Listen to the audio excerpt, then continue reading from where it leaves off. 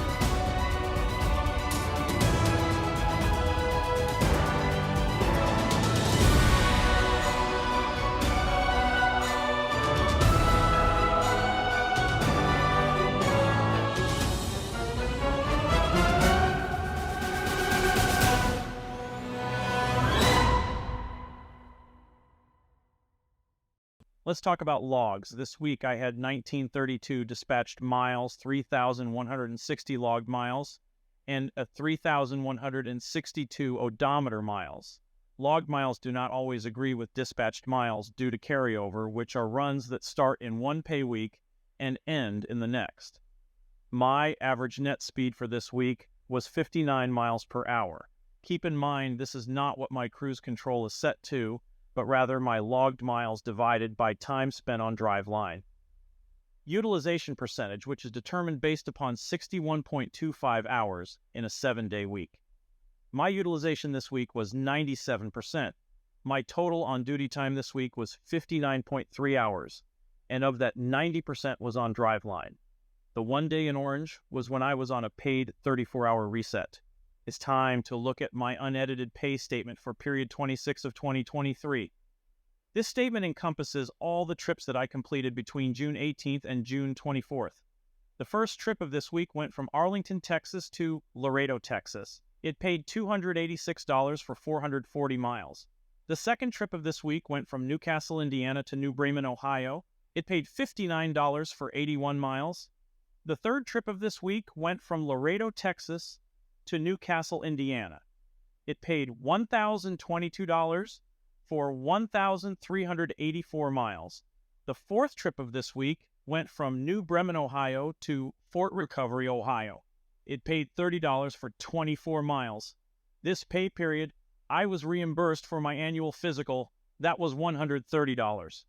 Moving on to the summary box this week, I was paid $289 for Empty miles, $100 for layover, a 34-hour reset, $947 for loaded miles, $62 for stops, $1,399 for a total of 1,932 miles.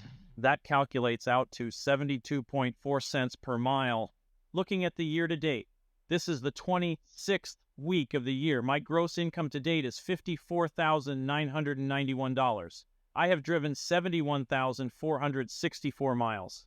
This gives an average gross income of $2,115 per week. The average miles driven per week is 2,748. Multiplying that by 52 gives an annual estimation of $109,980 for 142,896 miles. Okay, the calendar. This week I was on the road for 6 days, and I did a paid on the road 34-hour reset. So far in the month of June, I've worked 19 days, been at home for 3 days, and taken 2 days off on the road. Looking at the year-to-date, I have worked 129 days. I have been home 31 days, and I have taken 15 days off on the road. The overtime calculation. Let's keep in mind this is just a hypothetical situation, as most truck drivers are actually not paid by the hour and don't get overtime pay. So consider this a fun little what-if game for this past week. My gross pay was $1,399, and I clocked in 59.3 hours of work at a typical hourly job that would be divided into 40 regular hours and 19.3 hours of overtime. If we use that breakdown, it turns out my effective pay rate would be about $20.28 per hour. But let's say there was no overtime and it was all straight pay. In that case, my hourly rate would be $23.60 per hour. Taking a broader view and looking at the year-to-date, I've earned a total of $54,991 and worked 1,414 hours. Out of those hours, 1032 would be considered regular time, and the remaining 382 would count as overtime if we were calculating it on a weekly basis in this scenario. My effective pay rate, including overtime, would come out to about $34.27 per hour. However, if we were to calculate it all as straight time, it would be approximately $53.29 per hour. As we saw when we were going over the numbers, this week's check was not a huge one. There's many reasons for that. The biggest reason was I was on a run coming back from Laredo, Texas, or going to Laredo, Texas, that didn't get completed in the week. And this happens. That's why when somebody shows you a large check, you need to remember, if you haven't seen the check before and after it, you're not getting a true picture. Look at that number down in the corner. Look at the year-to-date. Divide that by the number of pay weeks that have already passed and multiply that by 52 to get a reasonable expectation of what you will actually make. Never go with 1 week, whether it's a good week or a bad week. And trust me, most people aren't going to show you those bad weeks. And I don't really consider this to be a bad week. Even though the numbers were low for this week, I did get plenty of miles in. I just didn't make the delivery before Saturday at midnight. And that's going to happen. Right now, we're in a turmoil in this industry. This industry is cyclical. It goes up, it goes down. Sometimes it's better to be an owner-operator. Sometimes it's better to be paid percentage. Sometimes it's better to be paid by the mile. One thing employee W-2 drivers have, when you're a company driver, it's a lot more stable. You're not worried about the freight rate. Your employer's worried about the freight rate, and if they've got plenty of freight, they're able to keep you busy. That is something that is taken off of the driver. In addition, fuel price. Now, I still look for the lowest fuel price on my route using the FuelBook app, and I think that's important to do. But fuel doesn't impact me the same way it does a lease operator or owner operator. If you're a lease operator or owner operator, think about this. Are you buying your fuel like a company driver where you just stop at your favorite chain because they got the best points? Are you buying your fuel like a truck driver? Old school truck drivers like to buy their fuel where they shut down, where they spent the night. Or they like the fuel for the load. Or are you buying your fuel like a businessman? You find it cheap, you fill up everything. Don't worry about if you need fuel, you fill it up. That fuel is yours if it carries into next week.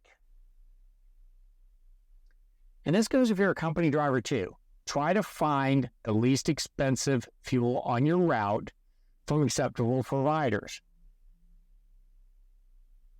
And until next time, make sure you're enjoying every day at work.